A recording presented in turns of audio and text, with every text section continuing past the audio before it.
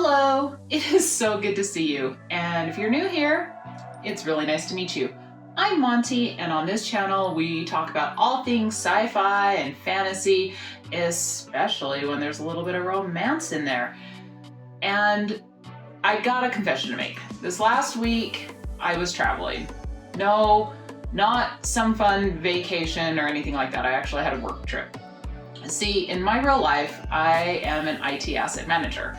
And what that means is it's my job to keep track of all of the IT assets. Computers, servers, switches, routers, you name it.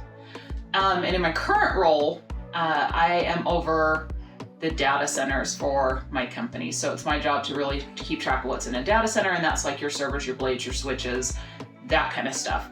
So this last week, I was able to travel to one of our co-location data centers and inventory and audit it.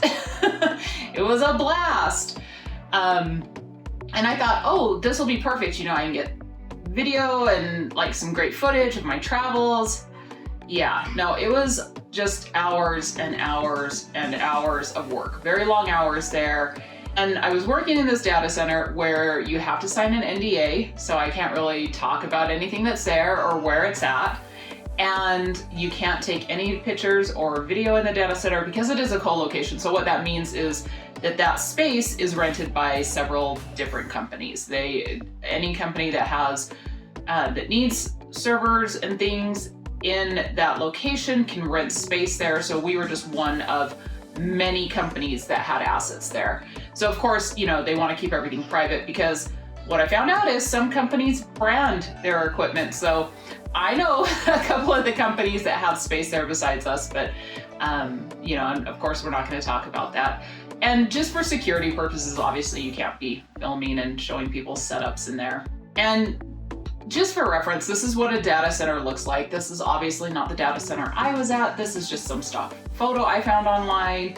And while I was working in there, this is what a data center sounds like. Yep, that's the noise you hear the entire time, and it is very loud. It's very cold in the data centers, obviously, because they have to keep everything, that equipment cold and cool so it can continue to run. And if you think about it, like every little blade, every server, every switch, they all have fans. And it's just nonstop running fans, plus the AC units, the cooling units that run there. It's loud. But that did give me a perfect opportunity to keep my headphones in so I could keep my sanity and listen to audiobooks the entire time I was inventorying the close to 3,000 assets I had to go through. I thought today I would talk to you a little bit about what kept me sane during this work trip, because of course after, you know, the 8-10 hour days I would put in at the data center, I would go back to my hotel exhausted, and all I did was read or watch one show. So without further ado, let's go ahead and talk about what kept me sane on my work trip. All right, so first up, like I said, I was listening to a lot of audiobooks while I was working because I wasn't there for so long. So I was able to get through 2 audiobooks while I was working. The first one was Scythe by Neil Shusterman. And this book has been on my TBR forever. I love Neil Shusterman. I've read a lot of his books, and they always are difficult reads, and they're difficult for different reasons. And Scythe was definitely a difficult read, something that I had a hard time getting through. It is a dystopian, utopian dystopian sci-fi novel, and it's a lot. It deals with a lot of things revolving around immortality, you know, who has the right to choose who doesn't deserve to live. Do we have a right to completely conquer death and can just continue our existence for all time and eternity? And, you know, if you were tasked with that, the responsibility and the weight that you would feel with that versus those that just like to do it, that just like to, you know, people, and how do you keep that balance and the balance of power within it? Personally, I really loved this book. I enjoyed it. Like I said, it was difficult. There were times that I had to take kind of a break from it. It was a very intense read, but that's Neil Shusterman. Like, all his books are like that. And I'm definitely going to talk about another one of his books soon, kind of as, you know, when the mood strikes me to talk about more dystopian, because I think the way he writes beautifully, and he writes about very topical things in a really reimagined way. And I think he has a lot to say in his books, and it's not always truths that are easy to hear. So I will definitely follow up with a couple more of his books and my thoughts on them. But as far as Scythe goes, I absolutely loved it. It got 4 stars from me. Wonderful book, great way to pass the time. So the second audiobook I was able to listen to while I was there was An Iron Fist. So this is the 3rd book in the Arcane Heart series by Nasri Noor. I told you I am obsessed with this. I'm obsessed with the series. I'm obsessed with this author. This book did not disappoint. I recently finished reading the 2nd book in the Arcane Heart series. I immediately wanted to go ahead and listen to the audiobook. I love the narrator. I love this book. Jackson Pride, like, I love him, and I love Xander, and I love how each of these books, depending on the setting where they're kind of located, they explore different pantheons of that region and that area and the culture of the people. So you get to interact with the different gods. I was introduced to a new god that I hadn't heard about in the 2nd book, and this one absolutely does not disappoint either. This book takes us to the Norse god pantheon, and we get to interact with some Norse gods. And we're continuing the mystery of the chrysanthemums. Oh my gosh, I got that on the first try. I'm so proud of myself.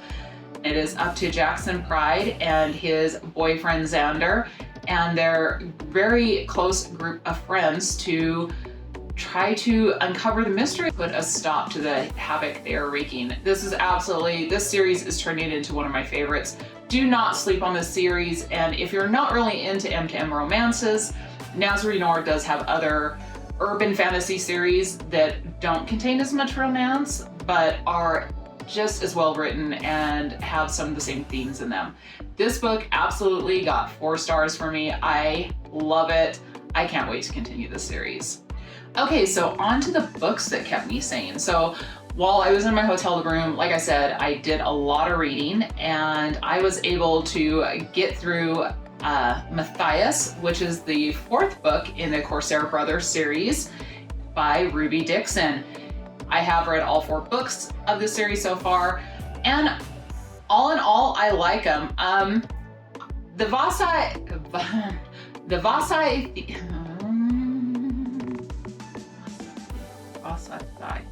Scythe brothers were definitely not my favorite characters when they were introduced back in, like, when she's married, and even in the Corsair series, the original Corsair series.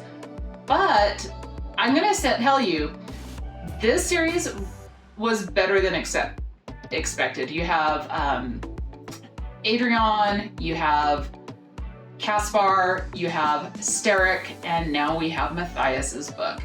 I'm actually going to do a whole kind of series review on these 4 books because they're all so different, and I have such different opinions on each of them that I really think it'd be better to do a series review.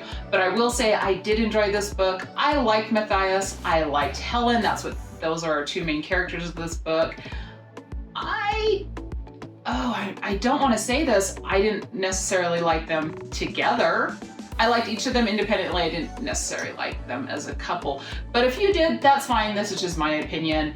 I still think it was very well written by Ruby Dixon. I think her writing continues to improve, and her series are getting better. So I'm looking forward to whatever comes out next.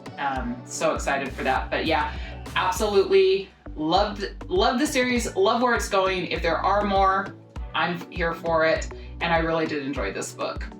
All right. I was able to start another book. I did not finish it. I'm still working my way through it, and that is A Soul to Keep by Opal Rain. This book is definitely a little bit out of my comfort zone. I did read like the pre-warning on it, so I know what I'm getting myself into, and I'm pushing myself out of my comfort zone. This is a monster, I'm not gonna say that word. We'll say lover instead. A monster lover book. And I am not super big on these stories, but so far I'm really enjoying this story. It does kind of have similar themes and some plot beats as the North Wind did. However, but there's still a lot of differences there. The hero is not human and have that human form, so that's definitely different. Our heroine is a little bit different than what we saw in the North Wind. She definitely doesn't want to be with our hero, but for different reasons. And so I'm really interested to see how this book goes. I will update you on when I finish it. So far, so good. If you are a monster lover and you like those kind of books, you may want to check this one out. I think it's really well written so far. I really like the tone of the book. I really like how the author writes prose. So far so good, and it absolutely helped keep me sane. All right, so when I was not listening to audiobooks, when I wasn't in the data center, and when I was in my hotel room and just too tired to actually read and comprehend anything, so I absolutely booted up Netflix, and I watched, what else? The Sandman. And oh my gosh, this is a dream come true for me. So as I've mentioned in a couple other videos, I love The Sandman. I started reading it when I was in high school, and that was 1.5 million years ago. I actually picked it up seriously because of the cover art. Dave McKean's cover art was so different than anything else I'd ever seen on a comic book. That's why I picked them up. But of course, the way Neil Gaiman writes, I mean, I don't know how you can't be seduced by his writing, and I was absolutely 100% seduced into that whole entire series, started buying back issues, and I'm sad to say I only have a couple of them now. That there's a whole story behind why I don't have my comics, and it's kind of heartbreaking, and I don't like to think about it. But I will say that I have waited over 20 years to see a good adaptation of The Sandman. I know that this has probably been in the works forever, and I absolutely loved how everything in this was done. I thought the writing was amazing, the way they had to change some things and adapt some things for TV, amazing. The casting, oh my gosh, they did everything so perfect. Each of the characters absolutely just like, it brought the comics to life. I'm gonna talk about my two favorite casting calls in there because Be Still My Heart. And I loved everything. I thought the adaptation that they did was perfect. it was beautiful. It is one of the most beautiful series I've ever seen. It took my breath away. I actually I was tearing up like when the first episode started and you see the dreaming. I had tears in my eyes because I was like, yes, this is the dreaming. This is amazing. And I watched it through twice because, like, how can't you? I'm gonna watch it again and probably again. It is so well done. Here's the only thing that I kind of wonder about, because of course I love this. I love the media. I love everything about it. And I haven't I've tried to convince my family that has nothing to do with this, they have no connection to the Sandman, other than they knew that I always talked about it for years and years and years. And so my family and friends, I've begged them to watch this series and tell me, could they follow it? Did they understand it? Just by the way it was presented. And none of them have yet. I'm so disappointed. They all get a fail. But I am interested, if you watch The Sandman and you were not familiar with the comic beforehand, you've never read the graphic novels or anything, any of that, were you able to follow it?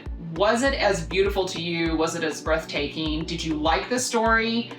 I know that it can kind of be, it's very dream-esque, right? The way things are presented, the way the story flows, it is like a dream. And I think that's very intentional, and I absolutely love it, because that is Neil Gaiman's writing. It seduces you like it would in a dream.